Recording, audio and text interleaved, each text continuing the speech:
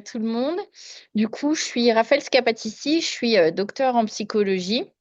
Du coup, avant de me présenter, je pense que quand même certaines personnes me connaissent déjà. Je suis déjà intervenue pour l'association et voilà, j'ai un historique avec ce programme, on va dire, mais j'aime bien toujours rappeler cette idée que pour élever un enfant, il faut tout un village. C'est une idée qu'on a, c'est un proverbe qui est quand même hyper important de retenir Vas-y, aussi. vas-y. Vas-y, hein? Non, tu m'ignores. Je t'ignore très bien. Attends.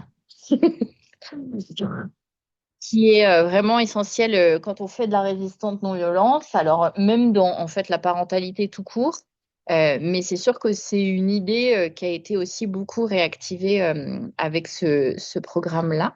Du coup, c'est vraiment voilà, cette idée que, il faut être plusieurs et fonctionner autour d'un enfant, et c'est vraiment une idée centrale chez les enfants qui ont en plus des difficultés de comportement et qu'on va réévoquer tout au long de et cette présentation et celle également de Lucie Joseph.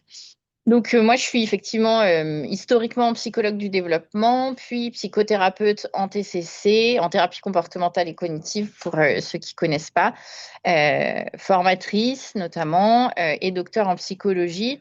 Et ma pratique, alors c'était pas l'idée de vous faire mon CV et ma carrière, c'était surtout de vous dire les lieux dans lesquels ce programme-là a pu être monté. Alors, bien sûr, l'historique, c'est le CHU de Montpellier, qui a monté, où on a monté en 2015 avec Nathalie Franck et Florence Pupier ce premier programme. Voilà, donc c'était il y a un petit moment maintenant. Et c'est aussi pour vous dire que bah, ça existe en CHU, alors ensuite à Lyon, ça existe aussi en libéral.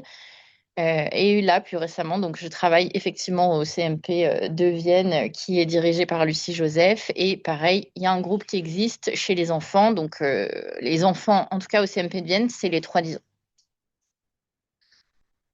Donc, c'était vraiment cette idée de dire comment c'est venu d'accompagner les enfants, les adolescents qui ont ces profils de fonctionnement. Bah, en fait, historiquement, à Montpellier, on les voyait en consultation. On voyait aussi des enfants dans le côté plutôt urgence en post-crise, mais des enfants très posés, où finalement bah, la crise était redescendue et ça allait bien. Enfin, voilà, très calme, très poli, enfin pas de sujet, et où les parents étaient assez mal parce qu'ils nous disaient bah il y avait des crises, mais en fait bah quand ils arrivent là, ils sont posés et en fait on a l'impression qu'on ne croit pas. On en parle depuis des années, ils sont suivis depuis au moins autant d'années. Et tout le monde nous dit que c'est forcément nous le problème et tout ça. En même temps, des enfants sur lesquels on avait aussi peu accès à des évaluations. Alors maintenant, vous savez, il y a toutes ces politiques de dépistage précoce et enfin toutes ces plateformes et tout ça, et c'est très bien. Mais souvent, c'est des enfants qui n'ont pas pu, pour plein de raisons différentes, bénéficier d'évaluations. Ou en tout cas, quand il y avait des évaluations, les évaluations étaient regardées sous un angle. Voilà, donc c'est compliqué aussi. Alors là, les parents, par exemple, le groupe qui est à l'heure actuelle en train de tourner dans notre CMP à Vienne, il y a, les parents ont tous, pour le coup, les diagnostics de leur enfant, mais moi, dans ma pratique, c'est pas ce que je rencontre forcément tout le temps. Je vois plutôt maintenant des familles qui arrivent, alors côté libéral, qui arrivent, qui connaissent l'association, qui connaissent, qui ont entendu parler des comportements tyranniques, mais qui disent en fait des bilans, on en a fait des tonnes. Personne ne nous a rien dit sur ces bilans, ça se passe toujours aussi mal. On a fait plein de suivis et comment on fait avec tout ça, quoi. Donc voilà, c'est un peu tous ces contextes-là qu'on voit, je dirais, de la différence entre quand on a commencé et où on en est à peu près aujourd'hui. Voilà. Pourquoi un nouveau programme? Alors, parce que je m'occupe aussi, du coup, je vous l'ai dit un instant, de la formation des professionnels, entre autres, de celle des parents aussi, mais les professionnels, ils disent oui, encore un nouveau programme, un truc à la mode, souvent quand on arrive et tout ça. Des fois, quand on va former certaines équipes, les équipes disent non, mais nous, ça nous a été imposé. En gros, on n'avait rien demandé. Nous, ce qu'on fait jusqu'ici, ça nous va bien. Oui, ok, d'accord. Il y a un peu ce côté, pourquoi il faudrait s'occuper d'un nouveau programme, quoi. Bah, du coup, ça semble assez logique. De se dire aussi, bah, il y a quand même une augmentation des demandes des parents. Peut-être les filles, vous pourrez redonner combien de familles sont à React, mais c'est au moins 2000 de tête. Depuis la création. Donc, donc les demandes parentales, même des enseignants de certaines aussi communautés, pour trouver des solutions qui soient acceptables à des problématiques de violence. On sait aussi qu'il y a une crise de l'autorité dans notre société où on passe d'un système qui était hiérarchisé et descendant à quelque chose de plus linéaire. Et ça, ma foi, professionnelle de santé ou pas, j'ai envie de dire, c'est sociétal. C'est pas nous qui allons décider de réinverser la vapeur ou de faire je sais pas quoi. Il faut juste qu'on apprenne à faire avec tout ça et avec des nouveaux ingrédients et qui ne peuvent plus être les mêmes ingrédients que ben, nous, par exemple, on a reçus quand on était tous des enfants, quoi.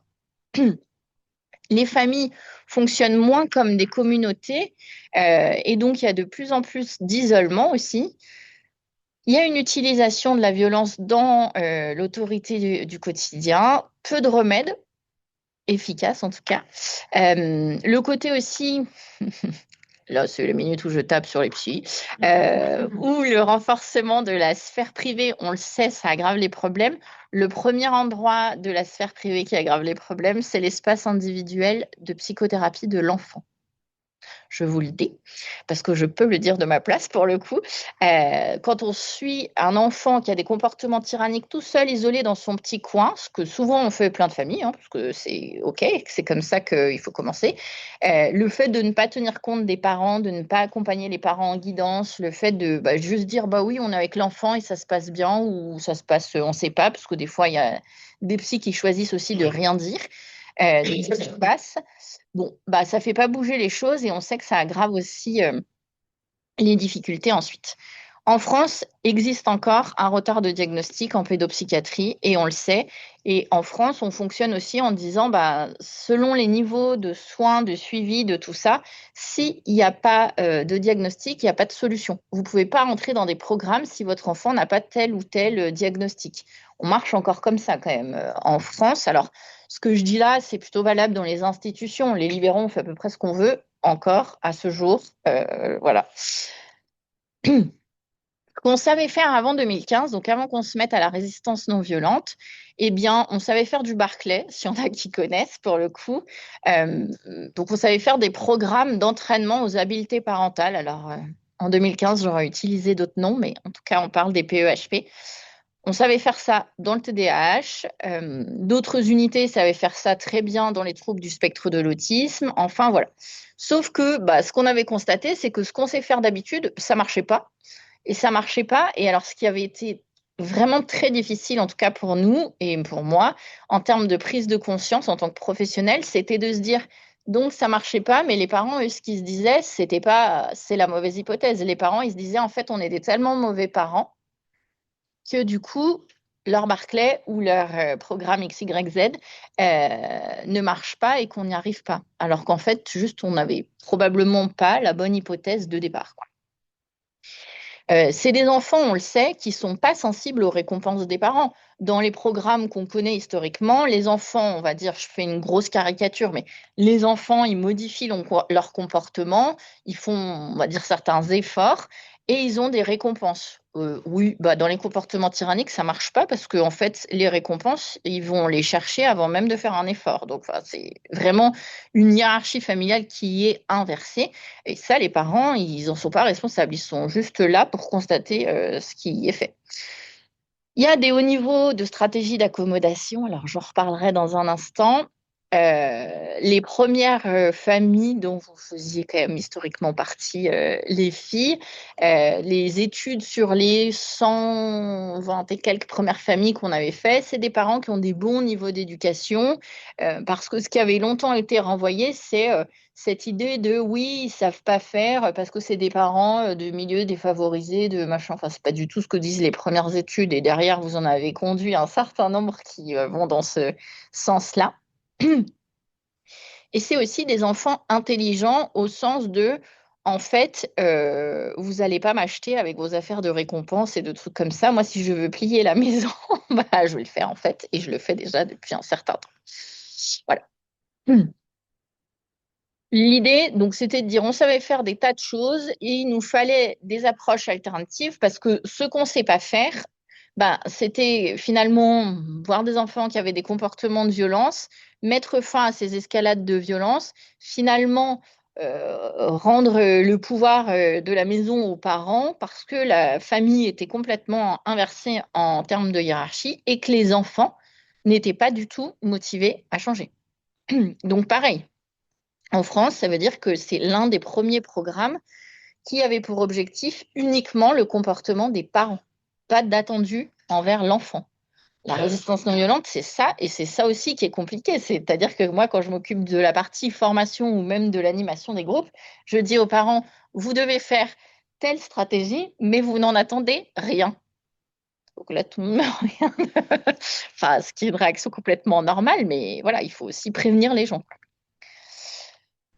Donc, les premiers essais, on va dire, les premiers programmes ont vu le jour fin 2015. Et alors depuis, on en a vu un certain nombre. Et c'est des pratiques qui ont été vraiment dupliquées. Alors c'est des pratiques qui au départ partent d'un CHU. Et c'est important aussi de vous dire ça, parce que le programme qui est publié est celui d'un CHU. Donc ça veut dire que selon là où on exerce, ou même en tant que parent, selon qui on va consulter, le programme, il peut être un peu fait différemment aussi. C'est pas que les gens le font mal ou c'est pas des choses comme ça, c'est que quand on le publie et qu'on est dans un CHU, les soins sont organisés d'une certaine façon. Il y a aussi eu l'acceptabilité des parents pour certaines séances, pour certaines choses. Et ben, entre tout ça qui est fin 2015 et aujourd'hui, il y a forcément des variables, notamment celle du libéral. Ça n'existait pas en libéral avant la RNV pour le coup. L'idée des comportements tyranniques, alors pareil, je rappelle aussi que c'est pas un diagnostic pédopsychiatrique. Alors, vous militez et œuvrez chaque jour pour le rappeler, mais je le redis ici aussi, parce que maintenant, on voit aussi des gens qui arrivent en disant oui, il faut qu'on se forme à votre truc parce qu'il y a un nouveau diagnostic qui s'appelle les comportements tyranniques. Oui, cette phrase ne veut rien dire à elle seule. Voilà. Bref, mais quand on parle des comportements tyranniques et qu'on s'attache à les décrire, c'est cette idée de dire les parents, ils ont peur de leur enfant et ou de ses réactions. Il y a plein de familles qui disent non, mais moi, j'ai pas peur de mon enfant, j'ai peur de ce qu'il peut faire, ce qu'il peut faire en termes de réaction. Les parents sont plus en position de décider, ils ont abandonné des aspects importants de leur vie. L'enfant n'a aucun respect pour la position du parent et ses besoins. Les parents ont souvent honte de la situation. Celui-là, je me le mets un peu entre parenthèses et guillemets, parce que si vous m'aviez entendu en 2015, je vous aurais dit ça à 100% des gens que je rencontre.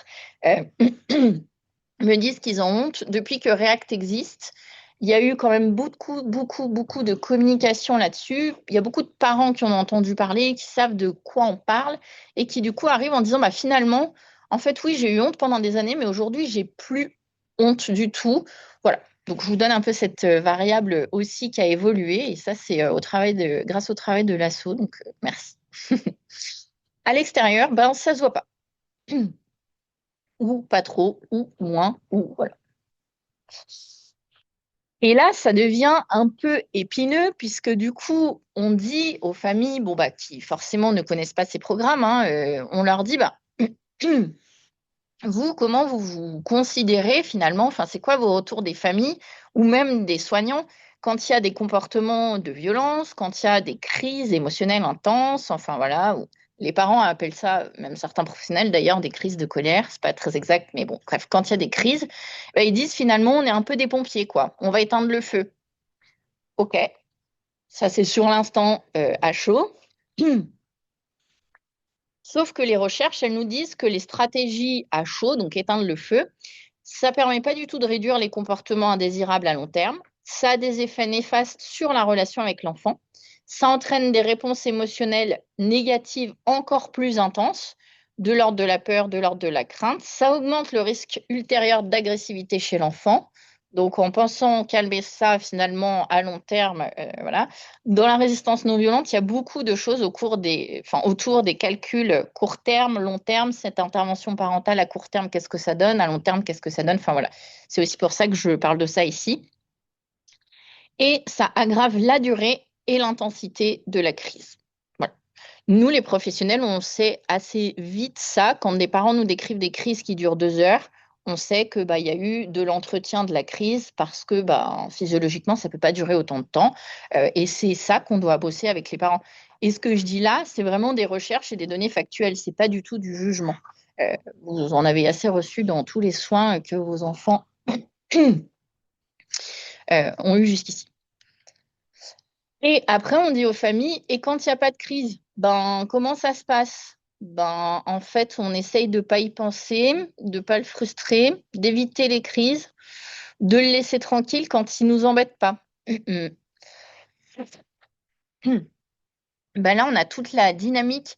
Alors, encore une fois, c'est une dynamique qui est naturelle, qui s'est installée de façon insidieuse, de façon progressive, et à un moment donné, les parents ont été coincés. Sauf que quand on le redécrit comme ça, ben, on voit bien que ça fait des années qu'il y a une hyper-accommodation, je vais revenir dessus, et que du coup, les choses se sont un peu installées comme ça. C'est-à-dire que finalement, le quotidien de la famille, c'est des crises, c'est devenu des crises, et qu'en dehors des crises, il n'y a plus de plaisir et plus de bons moments entre les parents et l'enfant, ou la fratrie même et l'enfant. Donc l'hyper-accommodation, c'est ça. C'est cette idée de marcher sur des œufs, d'être toujours sur le fil. Tout est anticipé pour éviter les crises émotionnelles, mais c'est vraiment dans l'idée d'éviter, c'est pas dans une autre idée. Et généralement, ça implique le renoncement personnel et la honte de l'adulte.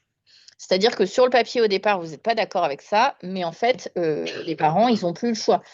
L'exemple qu'on donne un peu tout le temps, mais qui est un peu peut-être le plus parlant aussi, c'est de dire ben, l'enfant qui a peur au moment du coucher, on commence à un peu le rassurer. Bah, ça, c'est une stratégie parentale hyper ajustée, hyper adaptée, pas de sujet, pas de souci.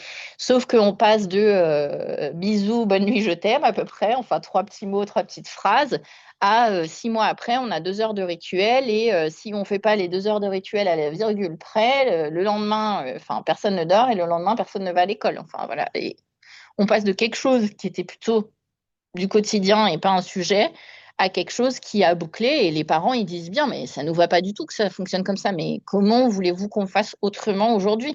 Parce que de toute façon dans les soins on nous dit que c'est à peu près notre faute, qu'il faudrait être plus comme ci, moins comme ça, plus machin, nan, mais en fait voilà, et nous on veut pas que notre enfant se déscolarise. Bon, bah, donc on est coincé.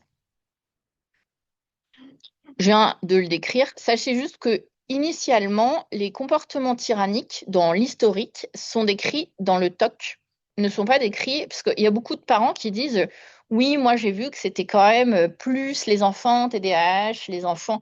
C'est plus les enfants TDAH, juste parce que les gens qui ont monté ce programme ont plus de TDAH historiquement. Mais les premières descriptions, euh, quand même, sont plutôt de l'ordre, alors, des troubles anxieux et du trouble obsessionnel compulsif à l'époque, parce qu'aujourd'hui, il est plus considéré comme un trouble anxieux, mais bon, bref, voilà. Le TDAH, oui, on en voit plus parce que il y a l'impulsivité, il y a que effectivement les équipes qui s'en occupent font plus aussi de TDAH, mais si on questionnait des collègues côté TSA ou côté d'autres, je pense qu'on aurait les mêmes retours. Et donc, forcément, cette idée, c'est d'aider l'enfant. Le problème, c'est que du coup, l'enfant, lui, il ne s'expose pas à sa peur, à son angoisse, à tout ça. Et donc, ça fait un évitement. Comme il ne s'expose pas, et comme il évite, à la fin, bah, il s'aggrave. Voilà. La psychologie, ça fonctionne comme ça sur ces questions-là. Alors qu'au départ, c'était vraiment cette idée, je veux aider mon enfant, je veux diminuer sa souffrance à court terme. Et en fait, à long terme, ben, je constate juste qu'elle augmente. Donc, dans le programme, il y a ces idées de différencier le court terme et le long terme et de se placer à côté de l'enfant face à l'obstacle et pas entre l'enfant et l'obstacle et lui sortir tout devant. C'est cette idée-là. Et après, comment on en arrive à la violence? Donc, on est sur l'hyperaccommodation et comment ça bascule côté violence? Bah, en fait, c'est pas très compliqué, c'est la goutte d'eau. Quand l'hyperaccommodation, elle est plus suffisante, parce qu'elle ne peut plus être suffisante à un moment donné, quand on hyperaccommode tout, bah oui, on en est à 2 heures de rituel sur le papier au départ, mais moi, j'ai déjà vu, si je reprends le cas des TOC, une famille avec un ado qui s'est déscolarisé, qui en était à 7 heures de lavage de main par jour. Donc, bah oui, en fait, au bout d'un moment, c'est plus possible et au bout d'un moment, la violence, elle explose. Et parfois, après, là pour le coup, ou pour d'autres cas aussi, plusieurs années d'hyperaccommodation. Ou lorsque les parents disent, en fait, là, nous, non, stop, on va plus rentrer dans ton truc, dans tes rituels, dans ta demande, dans ton je sais pas quoi, dans tes menaces, dans tout ça. Ben, parfois, c'est aussi là que ça explose. Ou quand l'environnement un peu élargi est plus contraignant. Par exemple, alors là, moi, sur le CMP, je m'occupe du programme des parents d'enfants, donc des 3-10 ans. Les 3-10 ans, ça ne soit pas forcément à l'extérieur et tout ça, mais après, quand ils passent au collège, l'environnement, il est quand même plus contraignant. Et là, c'est pas rare que la violence explose plus ou qu'il y ait plus d'impact à l'extérieur et que ça se voit, alors que jusqu'ici, ça se voyait pas trop. Donc, on rentre dans des escalades qui peuvent conduire à la violence. Vous ai mis un peu des modèles qu'on utilise aussi en résistance non violente. Alors bon, je pense que vous êtes à React tous et que vous les avez déjà vus, mais c'est simplement pour vous dire, bah, en fait, il y a deux types d'escalade, l'escalade réciproque et l'escalade complémentaire. Alors juste, il y en a un rouge, un vert. Ne vous dites pas que le rouge, c'est ce qu'il ne faut pas faire et que le vert, c'est ce qu'il faut faire. Il faut faire aucun des deux, en fait. Mais le conditionnement de nos cerveaux fait qu'on croit que c'est ça qu'il faut faire. Pas du tout. Voilà. Et donc, il y a deux types d'escalade. Un qui mène plutôt à la violence, on va dire, physique et tout ça. L'autre qui mène plutôt à la violence verbal, au harcèlement, enfin au mépris. N'empêche que dans les deux cas, dès que les parents rentrent dans cette escalade avec l'enfant, enfin que l'enfant entraîne plutôt les parents dans cette escalade, ce serait plus juste de dire ça, il y a soumission de fait du parent parce que les parents, ils vont pas utiliser la violence. Par contre, l'enfant, lui, va l'utiliser et lui va pas s'arrêter. L'idée aussi, c'est qu'après, forcément, vous stoppez parce que enfin, ça vous fait peur. Il y a aussi cette idée que vous avez peur pour votre enfant. Il y a des enfants dans les comportements tyranniques qui font des menaces régulières de suicide ou qui utilisent les couteaux ou qui menacent de fuguer. Enfin bon, bref. Donc, en tout cas, il y a plusieurs peurs côté parents avec plusieurs niveaux. Donc, quand je dis il y a une inversion de la hiérarchie familiale et il y a une soumission, je veux dire tout le monde pourrait vivre ça, en fait. Quand on commence à rentrer dans un schéma et dans des interactions autour du suicide et que l'enfant, il a 8 ans, n'importe qui serait coincé là-dedans, quoi. Donc, une nouvelle approche pour les parents et c'est vraiment... Ah, et c'est vraiment cette idée de dire aussi que c'est un programme qui se centre que sur les parents, qu'il y a des actions à faire qui sont unilatérales, qui visent bah, forcément à sortir du modèle de tyrannie, de l'isolement, de la violence, à modifier bien sûr la dynamique familiale. Voilà. Au final, mais alors ça c'est vraiment indirect, inciter l'enfant à se diriger plus activement vers les soins. Donc vous voyez, il y a vraiment cette idée en résistance non violente, l'enfant pratiquement s'en occupe pas. Enfin, parce que jusqu'alors, on disait, bah, les parents ils se sentaient vraiment bloqués. Ils disaient en fait, moi, ce que vous me dites de faire à la maison, je le fais, ou on demande à l'enfant de faire ça, ou par exemple, alors je suis pas médecin, mais le médecin a prescrit un traitement à l'enfant pour X, Y raison, bah, il veut pas le prendre. Oui, bah d'accord, comment on fait? Enfin, voilà. Il y avait cette idée que ça bloquait vraiment les parents, alors que là, finalement, Reimer, qui a écrit historiquement ces programmes, disait, mais en fait, pas besoin des enfants.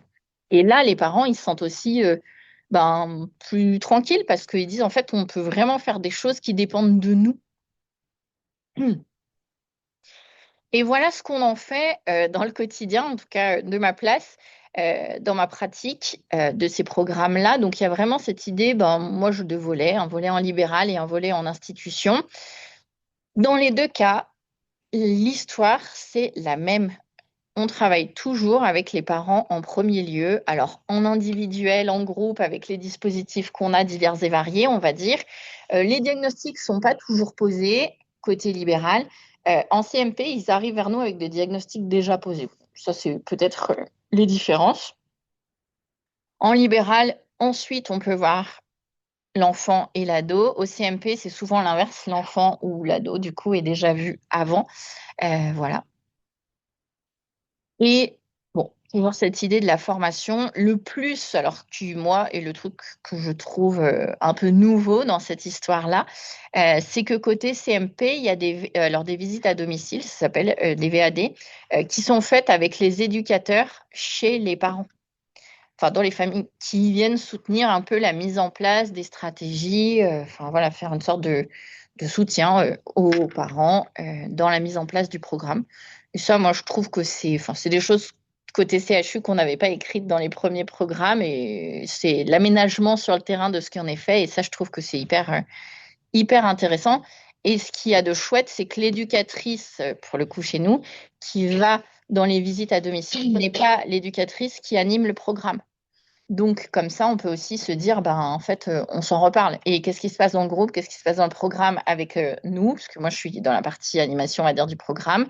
Et qu'est-ce qui se passe avec elle? Et après, derrière, ça nous permet de faire des réunions au sujet de bah, comment va cette famille, comment vont ses parents, comment va cet enfant, enfin, etc. Parce que là, pour le coup, on reste quand même aussi un CMP. Donc, nous, les CMP, on est centré sur l'enfant, même si on travaille avec les parents, parce que l'enfant, il vit pas tout seul dans son petit coin, dans une caverne. Il vit dans une famille, voilà. Mais c'est les enfants aussi dont il faut qu'on s'occupe, côté CMP. La prise en charge, ben, historiquement, voilà le programme. Issu effectivement d'un CHU, c'était des groupes de parents, des séances hebdomadaires d'1 heure et demie, environ 12 familles, et qu'on pouvait utiliser aussi en individuel. La résistance non violente, alors aujourd'hui on s'en parle autour des comportements tyranniques, de la violence, de tout ça, mais sachez aussi que c'est utilisé dans beaucoup d'autres pays et sur beaucoup d'autres troubles. Voilà. Donc c'est pas uniquement le côté comportement tyrannique. Et c'est élargi aussi aux communautés. Si ça vous intéresse, vous pourrez aller voir, mais il y a des congrès annuels, par exemple, de résistance non violente. La particularité, enfin les plutôt particularités de ce programme-là, bon, je les ai déjà un peu évoquées, c'est vraiment reconnaître la situation finalement de stress des parents avant tout. Créer une alliance avec les parents, bah, en tant que psychologue, ça paraît être juste la base de mon travail, mais en fait, quand on fait de la résistance non violente, c'est presque la chose la plus difficile parce que vous avez déjà vu beaucoup de monde, parce que vous avez déjà raconté l'histoire de votre famille et de vos enfants à beaucoup de monde et que vous avez déjà reçu beaucoup de jugements. Donc, faire confiance à une nouvelle tête que vous connaissez depuis à peu près 2 semaines, globalement, c'est compliqué aussi. Et surtout que cette nouvelle personne va vous raconter de faire, va vous demander en tout cas de faire un certain nombre de choses qui vous semblaient pas très naturelles. Voilà.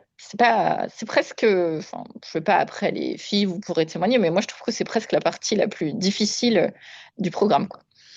Faire appel à la parentiviolence de l'enfant et de l'ado, donc en fait à ce qui marche bien chez votre enfant et chez votre ado. La ligne de conduite, c'est d'éviter les escalades, les réponses impulsives ou la soumission et la fuite. Alors, ce que je vous dis là, bien sûr, c'est un résumé, hein, ça se décompose à chaque séance, cette idée-là. Et entraîner les parents à adopter un discours et une attitude ferme et déterminée. Les grandes idées du programme. Bon, si je devais les résumer, je dirais que jusqu'ici, comme l'enfant il a des comportements problématiques, vous êtes coincé dans une sorte d'urgence à agir en sachant pas si ça va partir en crise ou pas, en essayant d'éteindre le feu, enfin de voilà. Et en gros, il faut sortir de cette situation. Il faut arrêter d'être à chaud et passer à froid la plupart du temps, hormis dans la gestion de crise, qui est le seul moment à chaud du programme. Mais voilà à quoi le programme il sert aussi, à décaler un peu tout ce qui se passe de l'urgence et être à froid. Et pas à vouloir vaincre, mais à persister, à battre le fer quand il est froid. Un petit truc que je rappelle à tout le monde aussi en termes de parentalité classique, c'est possible de commettre des erreurs parce qu'on peut les corriger, parce qu'on n'est pas obligé d'être des modèles parfaits. Et l'ennemi, c'est pas l'enfant, c'est la violence. Et là, ça recalibre aussi un peu le discours parce que souvent, quand on commence les groupes, et ça, je crois que peu importe où j'ai fait des groupes, ça m'est arrivé dans tous les groupes, on a vraiment des parents en face qui nous racontent des scènes de combat, de violence, de combat, de choses comme ça. Et où en fait, on se dit, mais là, dans cette maison, c'est les parents contre l'enfant. Bon, et ça se passe mal et c'est OK et c'est normal. Mais en fait, l'ennemi, c'est pas l'enfant, c'est la violence. Et donc, comment on se remet tous dans la même barque, en gros, contre la violence, c'est aussi ça, le programme. Et là, dans l'autorité traditionnelle ou l'ancienne autorité, enfin celle qu'on a tous connue, on va dire, bah, il y a un peu une différence avec la nouvelle autorité, donc la résistance non violente, parce que tout ce que je dis là, bah, c'est pas trop ce qu'on a connu, nous, en tant qu'enfants. Dans le fait d'utiliser la RNV, pour le coup, la violence, on sait qu'elle perd sa légitimité. Les tiers se rangent du côté de celui qui n'utilise pas la violence. Donc là, il y a un gros travail sur les réseaux de soutien pour les parents et tout ça. C'est cette idée aussi de dire, s'il y a du monde qui vient s'occuper du problème de violence, qui vient soutenir les parents, bah, ça permet aussi de restaurer l'estime de soi des parents et de faire valoir leur autorité. Parce que c'est pareil, les ingrédients, ils ont changé. L'autorité n'est pas acquise de fait parce qu'un jour, on a fait un enfant. Désolée, mais le monde a changé et il faut mettre du monde qui vient valider notre place dans le côté autorité. Ça, c'est les nouveaux ingrédients de l'autorité. C'est un peu bête, mais c'est sociétal, ça. Et il n'y a pas très longtemps, j'ai eu cette discussion avec, pour le coup, un sociologue qui me disait, bah oui, enfin, il n'y avait pas de sujet pour lui. Donc, voilà.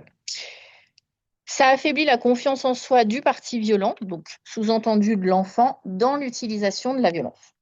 Je vous ai mis en caricature un peu toutes les séances du programme. Vous verrez que c'est tout des rectangles, sauf à un endroit, il y a un éclair. Ça veut dire que l'éclair, c'est le seul endroit où il y a de la gestion à chaud dans le quotidien. Tout le reste se fait à froid. Ça, c'est important aussi qu'on vous le dise dans des journées comme celle-ci, parce que ben, même si vous êtes peut-être à l'assaut pour certains depuis des mois ou des années, vous le savez de plus en plus, mais c'est important aussi de se le redire que votre finalement quotidien de parent, il va plus s'organiser autour des crises. En CMP, ce qu'on a fait de ce programme-là, alors ça fait, je sais plus, 3 ans, je crois, tout à fait, que je suis au CMP, bon, un truc comme ça. Bref, on a un peu, oui, voilà. On a un peu adapté le programme. Euh, les parents participent aussi quand même à d'autres groupes avant celui-ci. Euh, la petite variante peut-être avec les modèles que je connais plus côté libéral, c'est que l'enfant aussi, il est dans des programmes. En tout cas, au CMP, les parents sont suivis en résistance non violente. Ils ont parfois fait d'autres choses, d'autres groupes avant. L'enfant, lui, il est en parallèle régulièrement dans d'autres groupes aussi. Les effectifs dans les groupes sont nettement moins importants que ce que j'ai connu, on va dire, en CHU. Bah, c'est normal, c'est des CMP de secteur, c'est pas des CHU pour le coup. Et ça a des avantages et des inconvénients. Je trouve que bah, il y a certaines familles qui se retrouveraient peut-être plus dans des grands groupes et donc elles utilisent peut-être plus l'asso, je pense, en support. Là, on fait plutôt, ça fait 2 fois qu'il y a des petits groupes et ben finalement, les parents se servent pas du tout de l'asso en tant que support parce que leur petit comité, on va dire, entre eux, leur suffit. En tout cas, c'est les retours qu'ils nous en ont fait. Bah là, le groupe qui tourne en ce moment, il n'y a que 3 parents, 3 familles, 6 parents plutôt, ouais. Mais on est à 5 maxi, quoi, tu vois. Alors que les groupes que vous avez connus, on était beaucoup. Voilà. Côté formation des professionnels, bon, ben du coup, les gens, ils se sentent aussi plus outillés pour accompagner les familles. Alors, l'historique des pros, quand même, c'est un peu caricatural ce que je veux dire là, mais c'est que il y a des professionnels qui s'intéressent à la guidance parentale, d'autres clairement pas, et que ceux qui s'intéressent à la guidance parentale, ils vont en général commencer par des programmes comme le Barclay, plutôt utilisé dans le TDAH ou maintenant PEPS, ou des programmes plutôt utilisés dans le TSA, je ne veux pas trop les noms en tête, et qu'ensuite, ils voient bien qu'avec certaines familles, on a un plafond de verre et qu'ils n'arrivent pas à les aider. Et donc là, ils viennent à la résistance non violente. Je trouve sur le terrain, en tout cas, côté formation, c'est plutôt ça qui est qui est retrouvé.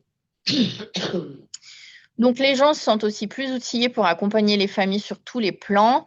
Voilà, même sur les lieux de soins côté comportement de violence, typiquement. Les gens s'épuisent aussi moins à lutter contre la violence, à trouver des stratégies X, Y, Z qui marchent pas. Il y a moins d'escalade. Aussi, le fait de libérer la parole et de plus dire dans les soins, c'est moi qui dois montrer que j'ai l'autorité avec tel patient. Et des fois, ça conduit à des escalades un peu terribles et ça épuise surtout, par exemple, les soignants. Voilà. Beaucoup adhèrent à React aussi, utilisent le site en ressources avec tous les reportages, toutes les vidéos, tout ce qui peut, enfin toutes les ressources qu'il peut y avoir sur le site. Il y a une multiplication quand même aussi de tout ce qui peut être diffusé côté école, côté services sociaux, côté autres libéraux. On en entend quand même vraiment beaucoup, beaucoup plus parler. Et c'est plus facile de diriger les gens parce que comme il y a React, eh ben, ça fait un vrai support. Même nous, dans nos consultations, avant l'assaut, après l'assaut, il y a quand même, qu'on soit en CHU ou avec tous les gens que vous connaissez qui travaillent autour de ça, ça fait un vrai support. Maintenant, on dit aux gens, écoutez, moi, je pense qu'on discute de comportement tyrannique, on ne discute pas de tel ou tel ou tel trouble isolément et faire une guidance un peu spécifique, machin. Allez voir le site de React, on s'en reparle la prochaine fois. Voilà, bah, ça rate pas, enfin. Donc, c'est aussi un support qu'on utilise même, pas en psychoéducation, on va pas se dire non plus ça, mais c'est vraiment hyper utile, quoi. Alors, les difficultés qu'on rencontre actuellement, bon, je crois que c'est les mêmes depuis 10 ans, pour le coup. Devoir encore convaincre de la nécessité. Voilà. Mais ça, je pense que dans tous les programmes de santé mentale, on en est à peu près tous à la même chose. Devoir se dire que bah, c'est utile. Même dans des programmes qui sont écrits dans des recommandations de bonne pratique pour les troubles du neurodème. Je veux dire, il y a même ça se pose aussi, hein, ce genre de discussion. Implémenter le programme selon le type d'institution, l'accès qu'on a aux parents. Il y a des institutions, peut-être vous ne le savez pas, mais où on ne voit pas les parents, on voit que les enfants. Voilà. Et voir les parents, c'est déjà un problème central. Voilà. Donc, comment on peut bosser en résistance non violente si on fait ça? Bon. Le coût humain de ces programmes, quels professionnels y vont, lesquels y vont pas, lesquels se sentent, qui est formé, qui est pas formé, enfin voilà, un peu tout ça. Euh, Moi, je dirais que les trois premiers, j'en fais un peu mon, ça me va quoi. Celui qui m'embête, c'est clairement quand on arrive trop tard, en fait. Quand on sait que c'est des familles qui sont trop épuisées, qui vont trop mal, et où du coup, on doit dire aux gens, écoutez, en fait, on ne pourra pas commencer résistance non violente maintenant, ça va demander trop d'efforts et vous allez trop mal. Donc, il faut d'abord que vous ayez des soins pour vous. Moi, c'est le problème qui m'ennuie le plus pour les gens. Parce que ben, je pense que comme je suis de l'autre côté, que je suis professionnelle de santé, je sais quelles sont les stratégies du programme et tout ça, et voir des parents qui arrivent trop tard, ça m'embête beaucoup. Alors que si on faisait une sorte de prévention, je me dis que ça pourrait un peu éviter ça.